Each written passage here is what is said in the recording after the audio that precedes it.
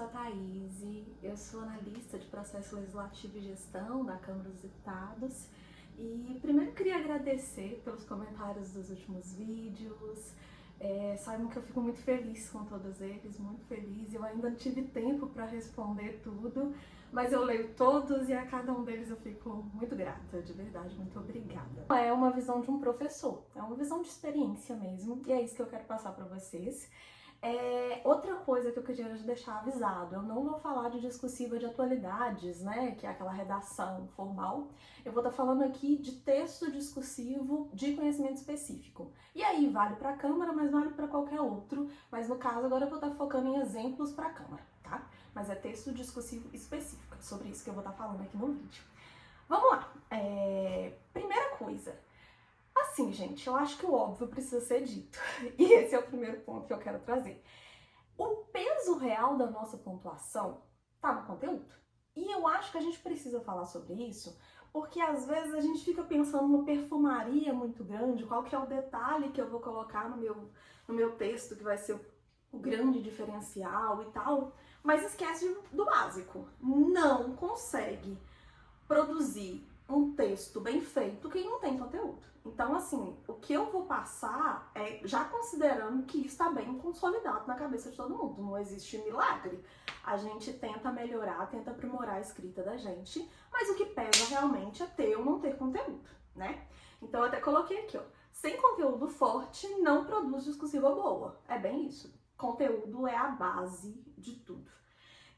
Até porque, gente, durante todo o meu vídeo eu quero que vocês tenham um fio condutor. E qual que é esse fio condutor?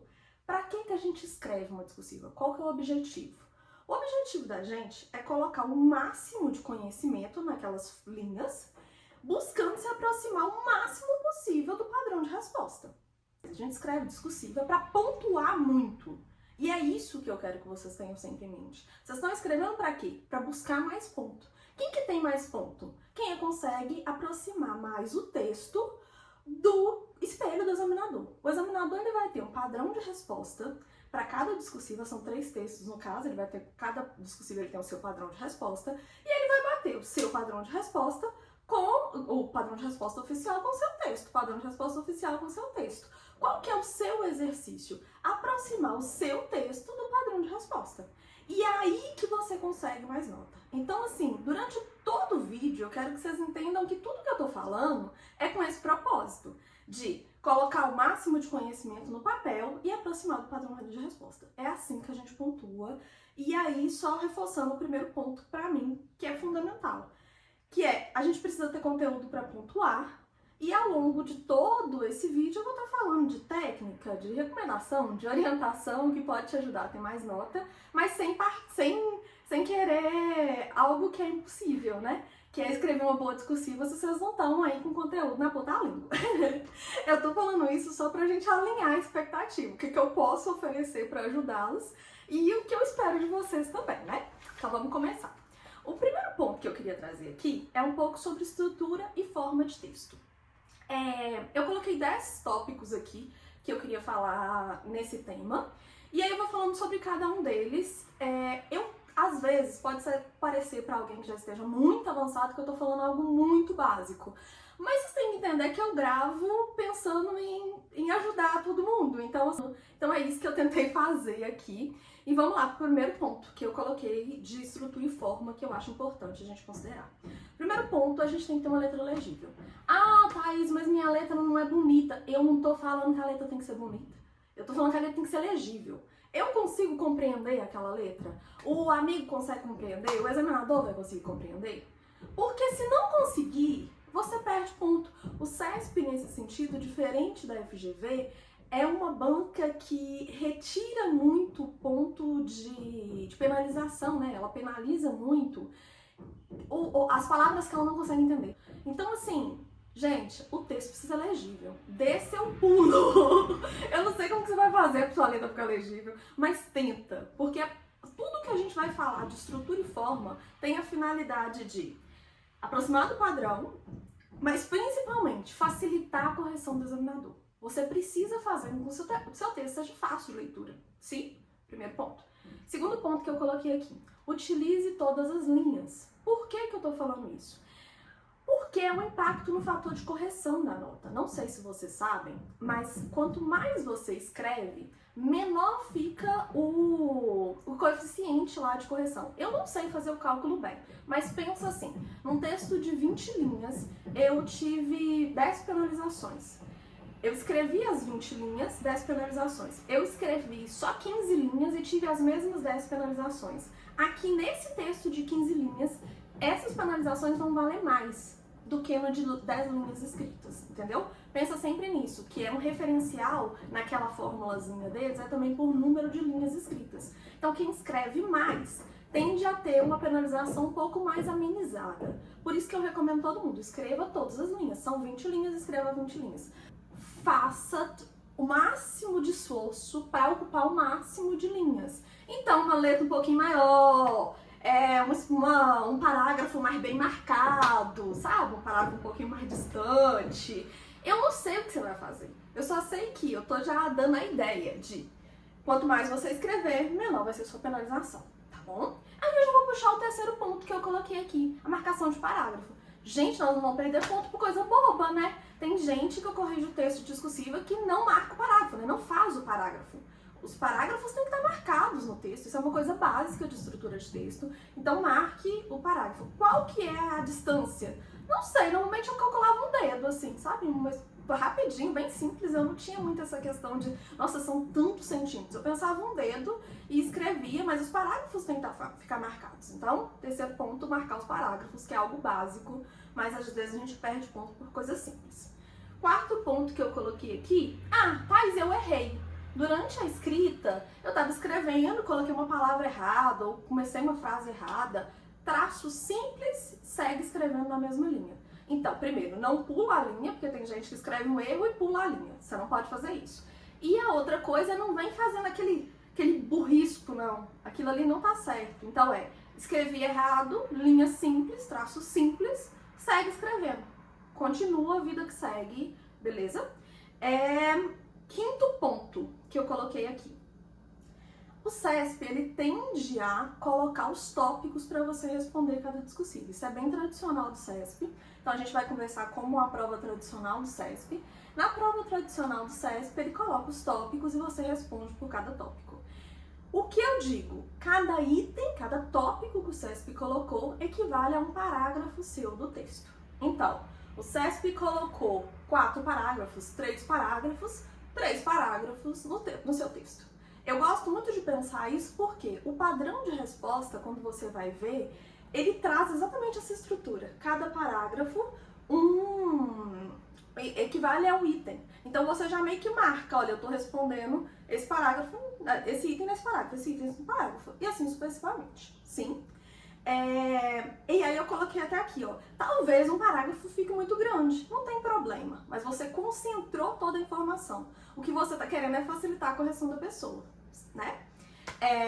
Sexto ponto que eu coloquei aqui, escreva na ordem dos tópicos. Gente, isso parece uma coisa simples, mas tem tanta gente que não escreve.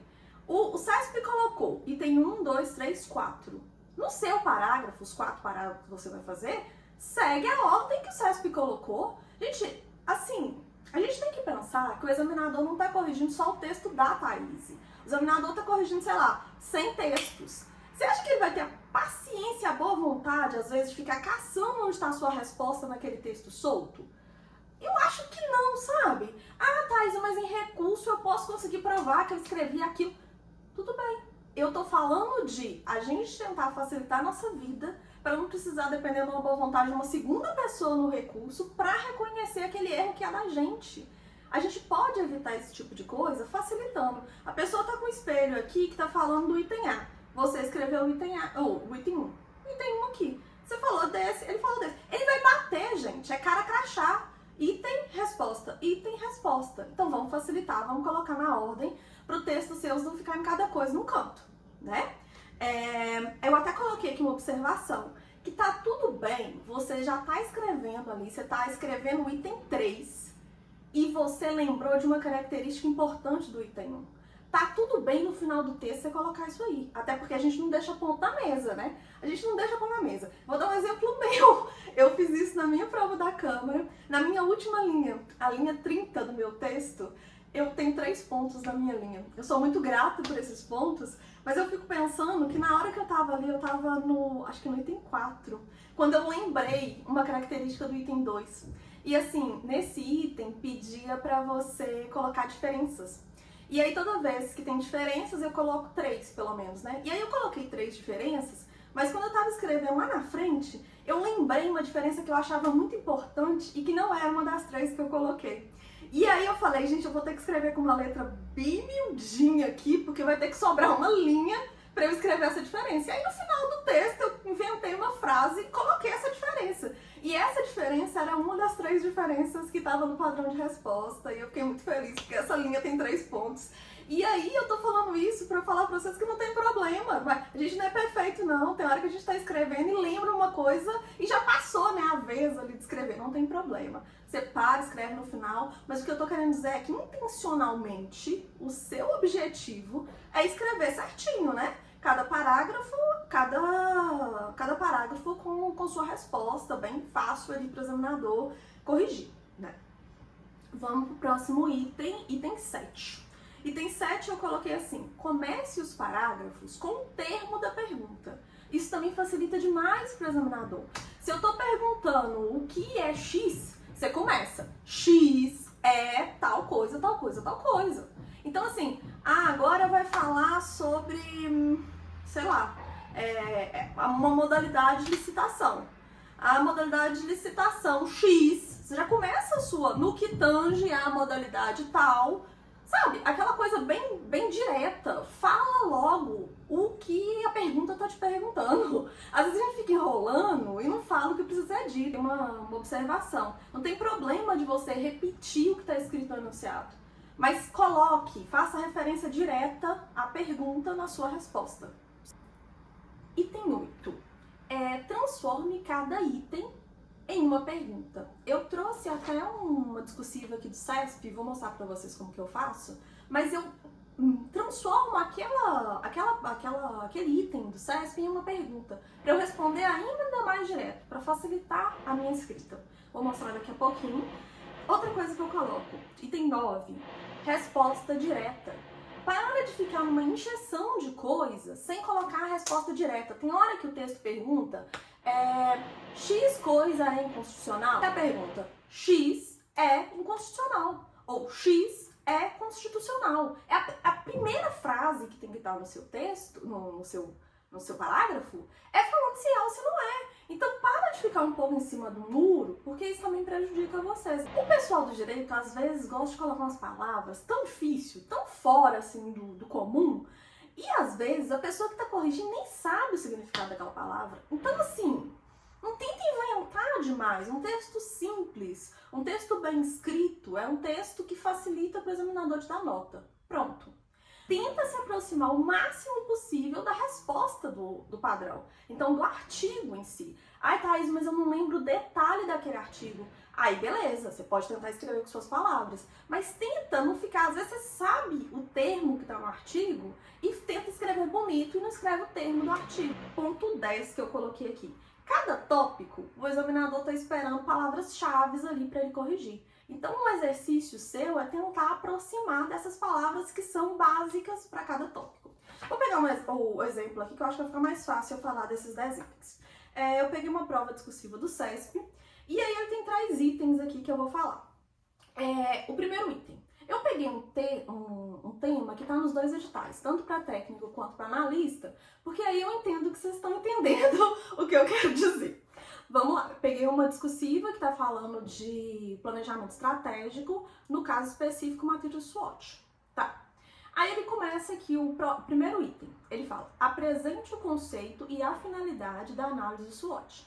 O que eu já faria nessa hora aqui? Eu ia pensar, qual que é a primeira pergunta que tem? Qual é o conceito de matriz SWOT? A segunda pergunta, qual é a finalidade de matriz SWOT? Então, naturalmente, eu já saberia automático que nesse item 1 tem pelo menos 2 frases nessa resposta, né? Do primeiro parágrafo. primeira linha, primeira frase, né? Eu falaria sobre qual o conceito, matriz SWOT é a ferramenta, ponto. E depois a finalidade. Próxima frase, fechou o primeiro parágrafo. Entende como para mim a construção dos parágrafos é bem simples? Segunda pergunta. Discorra sobre as 4 dimensões da sigla SWOT. Então, o que eu ia perguntar? Qual seria a minha pergunta que eu transformo? Quais são as 4 dimensões de matriz SWOT? A minha resposta seria: as 4 dimensões da matriz SWOT, ou da análise SWOT, são 2 pontos. Oportunidade, ameaça, força e fraqueza. Ponto. E aí eu começaria a falar de cada uma das 4. Uma frase para cada uma das 4. Pronto, meu segundo parágrafo está aí, ponto. Terceiro parágrafo, ele fala para você indicar as dimensões de análise da matriz SWOT que caracterizam a estratégia X. Eu ia perguntar, né? Quais são as dimensões dessa estratégia X? Então, eu já falaria, as dimensões da estratégia X são tal, tal e tal. E aí, eu tô até aqui com o padrão de resposta. Eu fazia muito isso aqui, gente, de pegar o padrão de resposta da banca. Onde que eu acho, Thaís? No site do CESP, tem vários padrões de resposta, né? Pra eu estudar como que eram os padrões de resposta. Mas se você pegar, ele tá muito dentro do que eu falei aqui, ó. E se você olhar, quando ele chega nos quesitos de avaliação, ele é muito simples, olha. Primeiro item, ele avalia de 4 formas. Se não apresentou o conceito nem a finalidade, 0. Se apresentou de forma superficial o conceito ou a finalidade, 1. Se apresentou o conceito, mas não apresentou a finalidade, 2 pontos. Se apresentou o conceito e a finalidade de forma satisfatória, 3 pontos.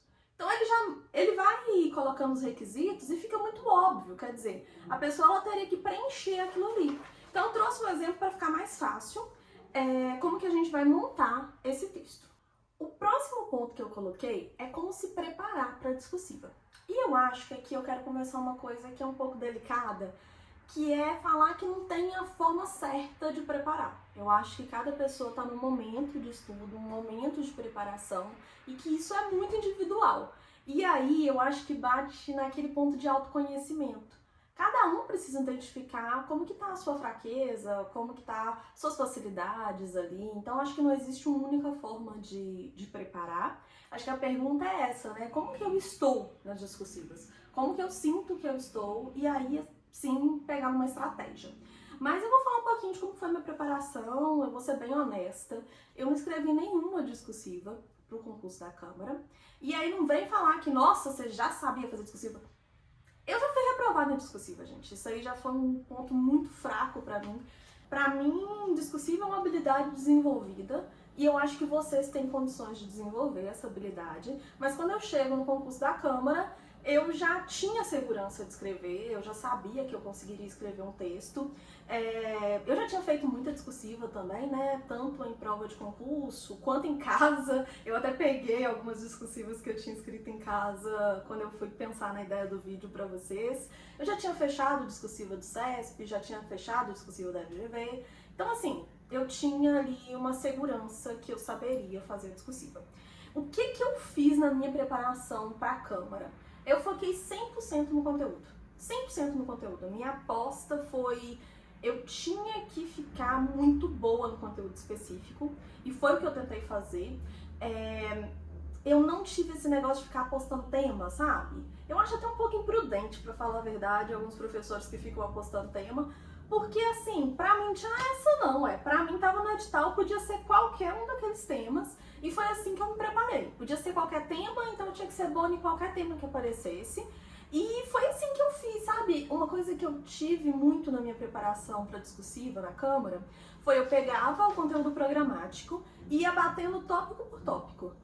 Se viesse tópico, o que eu falaria? Eu falava que eu criava, de certa forma, um treinamento de discursiva mental, assim. Eu tinha pouco tempo, né, gente? Eu trabalhava, estudava, chegava em casa muito tarde do serviço. Então, assim, eu não tinha muito tempo pra ficar escrevendo, mas eu parava. Isso eu fiz em todos os tópicos do edital de conteúdo específico. Eu parava, olhava pro tópico e falava, se vier isso aqui. Por exemplo, essa que a gente fez aqui de SWOT. Se viesse essa discursiva na minha prova, eu saberia qual que é o conceito. Aí eu falo fazendo isso com o edital inteiro.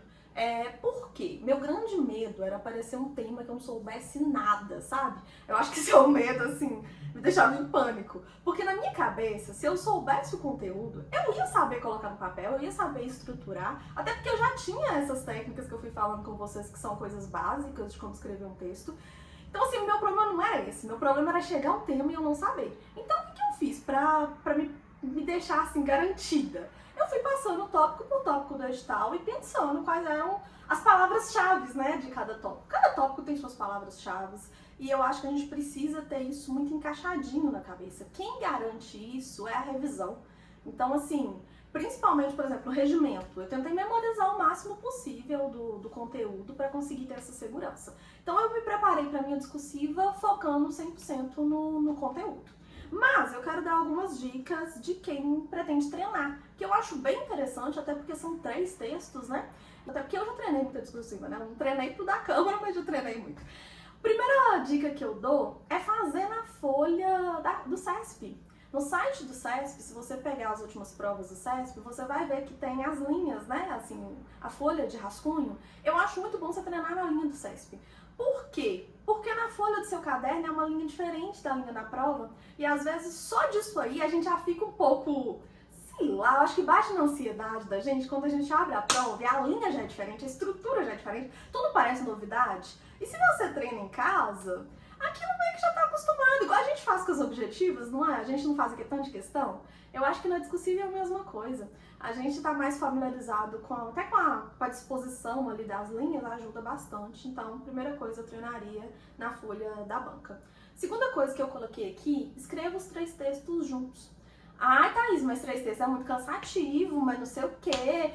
Mas na prova também vai ser. Então é melhor que seja cansativo primeiro em casa. E aí você chega na prova um pouco mais confiante, sabe? Então, faria os 3 textos em sequência. Não treinaria separado, não. Treinaria igual na prova, os 3 textos, 20 linhas e 50 linhas, tudo de uma vez só. Então, segundo ponto, eu faria isso. Terceiro ponto, eu acho que tudo no dia da prova tende a ser mais difícil. Então, eu não colocaria em casa 3 horas. Eu colocaria umas 2h40, 2h45 no máximo. Então, assim, eu gosto sempre de treinar em casa com um tempo um pouquinho menor do que o que eu vou ter na prova, e é isso que eu recomendo como terceira dica. Tentar reduzir um pouco o tempo e ver se você está conseguindo fazer as 3 naquele tempo. Sim? Quarto ponto que eu coloquei aqui. Então, eu sei que é uma coisa óbvia, mas a gente precisa falar, né? Eu não vejo sentido nenhum de treinar discursiva com material aberto. Não vejo sentido nenhum. Sabe? Isso pra mim não é fichamento, não, ué. Assim, uma coisa é eu tô revisando, outra coisa eu tô fazendo discursiva. Quem tá fazendo discursiva não tem essa possibilidade de ficar lá consultando e, assim, fazendo um texto perfeito de treinamento, mas no dia da prova não seria, porque você não teria o material de consulta. Então, na minha cabeça não faz sentido não, sabe? Treinar discursiva é treinar sem material de consulta, treinar sem nada, que é igual no dia da prova, é treinar. Ah, Thaís, mas eu peguei e vi que o tema eu não sei nada daquele tema. Beleza, uma oportunidade de você revisar o tema, estudar o tema direitinho, deixar aquilo ali adormecer na sua cabeça. Sei lá, daqui uns 3 dias, daqui uns 2 dias, você pega e escreve a discursiva. Mas pelo menos deixa pelo menos a memória de curto prazo trabalhar e te fazer esse exercício de resgatar a informação. Porque a discursiva nada mais é do que um resgate de informação. Eu falo sempre que a gente acha que a discursiva é um negócio muito amplo, mas na verdade é como se fosse uma objetiva escrita. Então o que a gente tem é que escrever aquilo de forma mais técnica possível, né? Então, pelo menos que a sua memória de curto prazo faça esse exercício de tentar resgatar, não lembrar de alguma coisa. Isso também é parte do treinamento, beleza? Quinto ponto que eu coloquei aqui, treine sem rascunho. Thaís, eu não sei escrever sem rascunho, eu fico muito insegura, não. Beleza, você vai conseguir escrever as 180 linhas em menos de 3 horas? Se você estiver conseguindo escrever, maravilha. Eu sei que eu não conseguiria, porque 180 linhas é linha demais. E não é só escrever 180 linhas, né? É pensar 180 linhas. E às vezes, assim, não adianta o rascunho estar perfeito. e a gente não conseguir transcrever. Eu já perdi também uma prova de concurso nesse sentido. Viu que eu ralei um cadinho até chegar na habilidade da discursiva. Mas eu lembro que eu fiquei muito chateada nessa prova, que eu estava direitinho, só que eu não tive tempo de transcrever. E aí eu transcrevi quase 2 parágrafos. E o resto tudo ficou em branco, foi um concurso que eu fui reprovada. E nesse concurso eu decidi que eu nunca mais faria rascunho. Porque quando eu peguei o padrão, eu olhava pro meu rascunho, olhava pro padrão e falava, gente, tem tudo aqui. Só que eu não consegui transcrever. Então eu tô falando isso... Eu sei que dá uma certa insegurança da gente colocar direto na folha de resposta. Mas às vezes é o necessário. Não adianta ter uma resposta perfeita e que ela não tá ali para ser corrigida, tá bom? Então, assim, toma cuidado com isso. Uma coisa que eu fazia eram tópicos. Eu não fazia rascunho, mas também não escrevia diretamente. Eu fazia tópicos. Daqui a pouquinho eu devo falar sobre isso aqui. Que aí a gente vai uma parte de cada vez para eu não ficar perdida. Vamos lá. A outra coisa que eu acho bom é enviar pra correção. E eu não tô aqui longe de falar que tem que ser a minha correção, tá?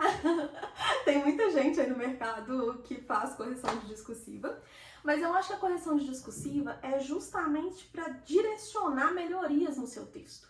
E isso é muito bom. Às vezes é a outra pessoa olhando seu texto que vai te trazer pontos que seu texto poderia ser aprimorado. Eu acho isso muito vantajoso.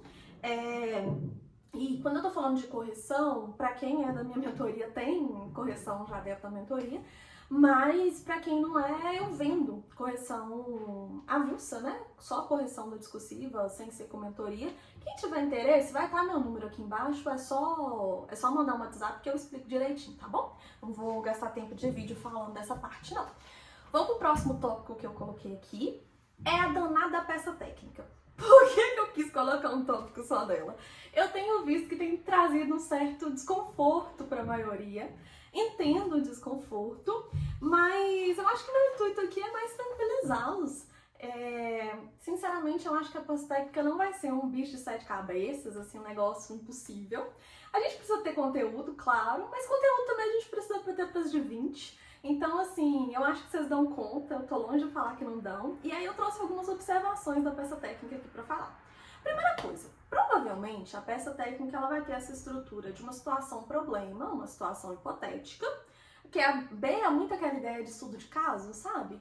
Uma situação, e ele vai pedir uma opinião técnica sua ali fundamentada. Beleza. Essa é a estrutura normalmente de uma peça técnica. A observação que eu quero fazer, gente, é que tudo que eu já falei do início até agora tá valendo pra peça técnica, tá? Tem nada diferentão, não. Então, tudo que eu falei, aquela questão de forma, de estrutura, tudo aquilo tá valendo pra peça técnica. Beleza, vamos voltar aqui. Porque eu fico, às vezes, com receio de parecer que eu tô falando que agora uma peça técnica mudou tudo. Não, é a mesma ideia. Mas vamos ser mais específico pra peça técnica. Uma coisa que eu queria falar, isso aqui é muito importante. Às vezes, na hora que a gente está pedindo uma opinião técnica fundamentada, essa ideia de opinião, gente, não é a opinião da Thaís que o examinador tá querendo, não. Então, assim, por mais que você tenha uma opinião super boa para aquele assunto, não é a sua opinião que ele tá querendo. O examinador, ele tem o padrão de resposta, nunca vamos esquecer disso. Então, quando ele tá pedindo sua opinião, ele tá pedindo a sua opinião embasada na Constituição, no regimento, na lei de licitação, na jurisprudência, na doutrina. Ele está pedindo uma opinião que tenha fundamento. E é isso que você vai procurar entregar. Então, assim, tá bom, tá falando se tal coisa é viável ou não, é pertinente ou não, é correto ou não. Você pode ter uma opinião totalmente diferente do que a jurisprudência do STF está falando. Na hora que pediu, você vai responder e colocar que é segundo a opinião, o entendimento do STF. Entendeu o que eu quero dizer? Quando o enunciado pede para você emitir sua opinião, não é a opinião minha, ele tá pouco interessado no que eu acho daquele assunto. Ele quer saber se eu tenho conhecimento sobre aquele assunto para eu estar escrevendo. Beleza? E aí, falando sobre isso, eu acho que, assim, a gente precisa falar sobre essa questão de como que é a peça. Eu até trouxe aqui a peça técnica, que é a última que o CESP fez, que foi a prova do TCU do ano passado. O TCU em 2025, ele pediu uma peça técnica, eu peguei a peça técnica. Gente, quem quiser pegar, é muito simples. Entra no site do CESP, vai ter lá a discursiva, vocês vão ver a peça técnica e vai ter depois um padrão de resposta para a peça técnica, que é isso aqui, a folha da peça técnica e o padrão de resposta. Tem nada aqui que é uma informação privilegiada, um negócio difícil demais, não. Isso aí vocês acham no site do CESP, de graça e fácil. Então tá, eu peguei isso aqui para poder gravar o vídeo, para ficar mais fácil de explicar. Quando a gente fala de peça técnica, essa última peça, e em geral o CESP, pela pesquisa que eu fiz, não tem pedido uma estrutura rígida de escrita de peça técnica. Ele tem sido muito mais tranquilo nesse sentido. E assim, como que eu faria? Eu só colocaria uma estrutura rígida se fosse explícito ali na pergunta do examinador que ele quer uma estrutura rígida, com um cabeçalho, com não sei o que, com não sei o que mais. Se ele pedir, eu sou obediente e eu cumpro, sabe? Até porque quem manda é a banca é soberana e eu tô só obediente querendo meu cargo. Mas se ele não pedir, eu faria bem simples esse texto, igual ele colocou aqui no TCU mesmo. No TCU ele fez assim, ó. Ele colocou um casinho, já falou os dois problemas que teve, falou que teve uma despesa sem prévio empenho, para quem está fazendo técnico sabe muito bem que isso não pode acontecer, e uma dispensa indevida de licitação, para quem está fazendo técnico também sabe que não poderia ter acontecido. E aí ele coloca esse casinho pequenininho e depois ele coloca aqui 5 itens. Então quer dizer, tem 5 perguntas para serem respondidas. E eu acredito muito numa peça técnica parecida para o cargo de vocês, tanto para técnico quanto para analista. Eu não acho que ele vai pedir uma estrutura muito diferentona. O que eu faria? Primeira coisa, eu focaria 100% nos itens que ele colocou.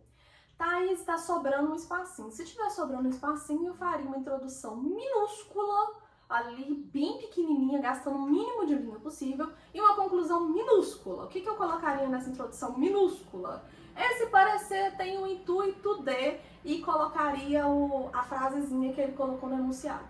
Nesse caso aqui, ele pede para apontar as eventuais impropriedades do caso. Ponto. Eu colocaria uma coisa muito simples assim e já começaria os itens. Por quê? Eu sei onde estão os pontos, gente. Se ele fala comigo que os pontos estão nos itens, por que eu vou gastar, sei lá, 7, 8 linhas fazendo uma introdução absurda desse parecer, sendo que ele não pediu e não vai pontuar?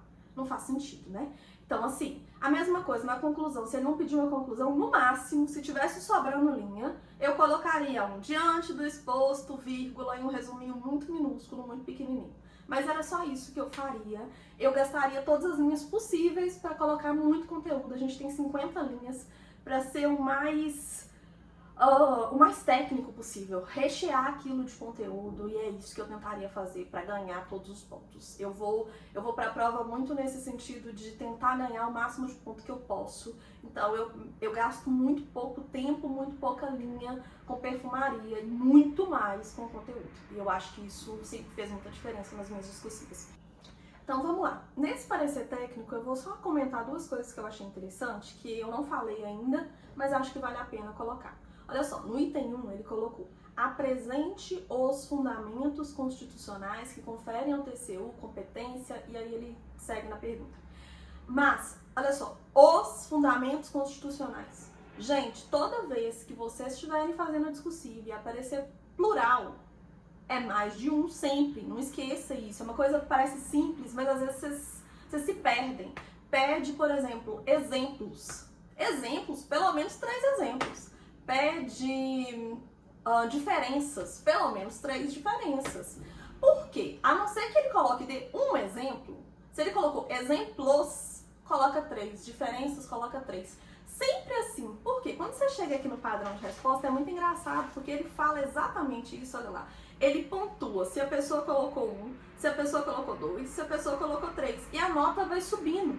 Então, assim, faz sentido a gente se garantir aí nesse ponto. Uma outra coisa que eu acho interessante aqui, ó. Quando ele coloca no item 5, ele coloca assim, ó. Classifique o tipo de controle exercido pelo TCU conforme o objeto, o momento e a posição do órgão controlador. Uma pessoa desatenta, ela podia classificar em um desses só. Mas não, uma pessoa que tá com maldade de prova, o que ela faz? Ela divide a pergunta. Se eu tivesse vendo esse item 5, eu colocaria, vai ter pelo menos 3 frases nesse último parágrafo aqui, que esse parágrafo 5. Por quê? Eu colocaria, dividir a pergunta, olha, classifique o tipo de controle do TCU quanto ao objeto, o TCU apresenta x e y. Quanto ao momento, no que tange ao momento, não sei. Mas assim, eu teria que falar dos 3 tipos, porque quando você chega na pontuação, acontece exatamente a mesma coisa do outro item, que é, olha, a pessoa atendeu os 3 tipos? Não, atendeu só 2 tipos, atendeu só um tipo. Então tenha maldade de prova, gente. Divida a pergunta e tenta fazer o máximo de ponto. É isso que a gente está tentando. Eu sei que pode parecer que eu estou gastando tempo mostrando esses exemplos de discursiva, mas às vezes eu fico com receio de estar falando e tá parecendo muito abstrato para você, sabe, a discursiva. Então eu prefiro mostrar no exemplo como que eu faria, porque aí pode te dar uma visão melhor de como que a gente escreve a discursiva. Vamos lá. Como que eu acho que pode ser estruturado esse parecer de vocês? A primeira forma é essa aqui que eu mostrei no próprio texto do TCU, do CESP, que é, contou um casinho e aí te dá os itens para você ir comentando sobre a teoria ali de acordo com aquele casinho. Beleza. Um segundo momento, ele pode colocar uma situação e colocar os itens para você analisar aquela situação. Tá, vou dar um exemplo que eu acho que pode facilitar. Vamos lá. No caso de analista, o primeiro exemplo seria, vou falar sobre PEC. O primeiro exemplo seria, ele fala um pouquinho sobre uma PEC e depois ele coloca aqui, quais são os legitimados, indique os legitimados para a proposição de uma PEC, apresente as limitações materiais, formais, circunstanciais, apresente o quórum de votação, promulgação, da PEC. Entende? Ele já colocou aqui, ele colocou um exemplo de PEC e colocou o que você vai ter que escrever. Essa é uma forma, primeira forma. Na segunda modalidade que eu tô falando, poderia ser, ele apresenta uma estrutura de uma tramitação de PEC e aí coloca para você considerar esses mesmos pontos dentro do caso. Por exemplo, ele começa em um dado momento de calamidade pública, X deputados apresentaram uma PEC e aí ele vai falando da matéria X e aconteceu isso, votou com um quórum de 2/3, aconteceu isso e aquilo, e aí ele coloca os mesmos itens, considerando os legitimados, o quórum, as limitações, avalie esse caso, emita um parecer técnico falando dessa situação. É o mesmo, você entende que o conteúdo que você precisaria para o primeiro tipo é o mesmo conteúdo do segundo tipo? Só que assim, a forma de escrever é um pouco diferente. Então como que você começaria? Falando que numa situação de calamidade pública não é uma limitação circunstancial. Olha lá, a pessoa começa a descrever os conteúdos. Não é uma limitação circunstancial, porque são limitações circunstanciais. Aí você colocaria estado de defesa, estado de sítio, intervenção federal. Aí você colocaria, não, X deputados não poderia apresentar a PEC, porque para os legitimados para apresentação. Então, nesse segundo tipo, você percebe que a diferença, na verdade, é que você precisa julgar se aquilo pode ou se não pode. Então, na verdade, é um exercício de confirmar ou negar cada parte. Eu trouxe até um pouco de repertório aqui para vocês, pensando em como que vocês escreveriam isso. Por exemplo, X situação é inconstitucional, vírgula, e por quê? X situação, X aqui é sempre a situação. X é possível, porque isso e aquilo. Ou, não houve irregularidade da situação X.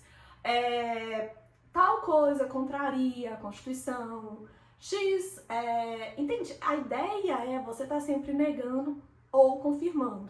Então pode ser, o projeto foi apreciado corretamente, vírgula, porque isso e aquilo. Então assim, você vai sempre fazendo esse exercício, se for nesse segundo caso, de ir negando ou confirmando cada um daquela situação que está acontecendo.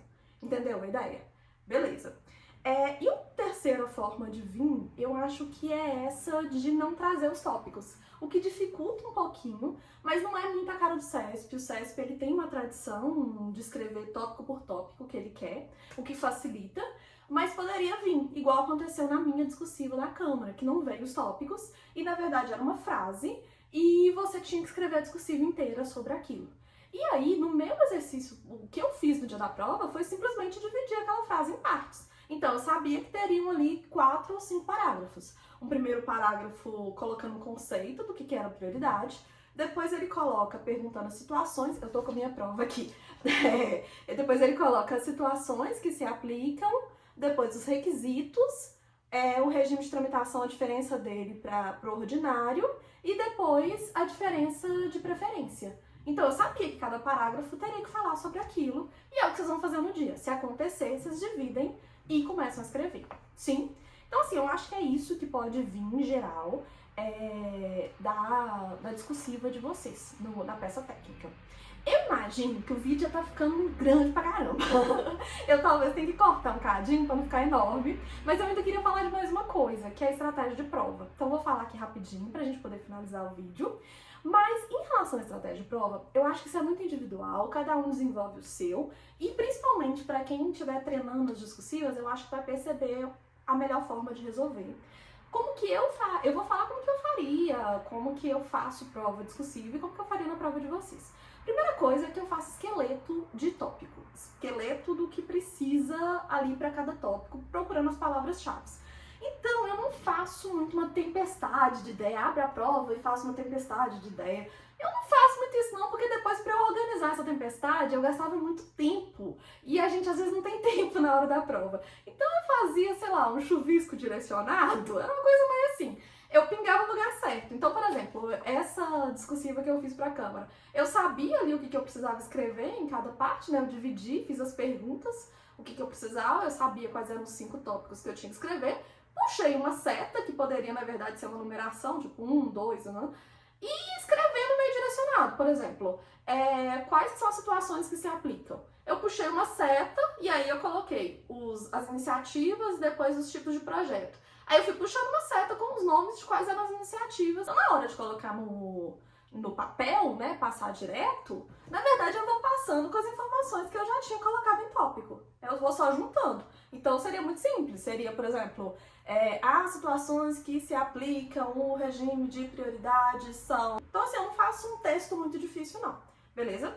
Então o esqueleto eu fazia e acho que eu com certeza faria no texto, na prova de vocês, já setorizadinho. Não faria rascunho porque eu não teria tempo e minha mão também ia doer para escrever 180 linhas. Eu prefiro escrever um texto melhor e escrevendo só uma vez.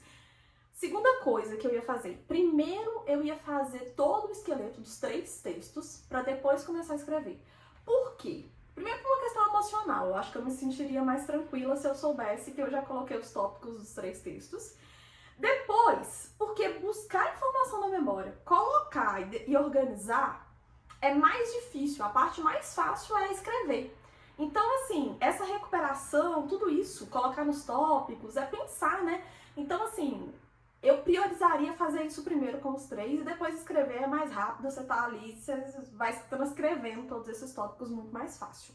Quem tem uma revisão mais estruturada nesse ponto é mais fácil, né? Porque já tá bem organizadinho na cabeça as informações. Quem não tem, a gente ainda tem uns bons dias aí. Momento, eu tô fazendo os tópicos da discursiva 3, mas lembrei alguma coisa da discursiva 1, paro, vou lá na 1 e escrevo essa informação. Porque depois você pode esquecer. Próxima coisa, no final, escrevi as 3 discursivas. Todo o tempo que eu tenho no final é para revisar meu texto. Então, ortografia, pontuação, letra, tudo que eu puder melhorar naquele final ali do meu texto, eu melhoro. E aí eu vou passando, corrigindo texto por texto. Então, faria isso no final, com certeza. Mais uma coisa que eu coloquei aqui.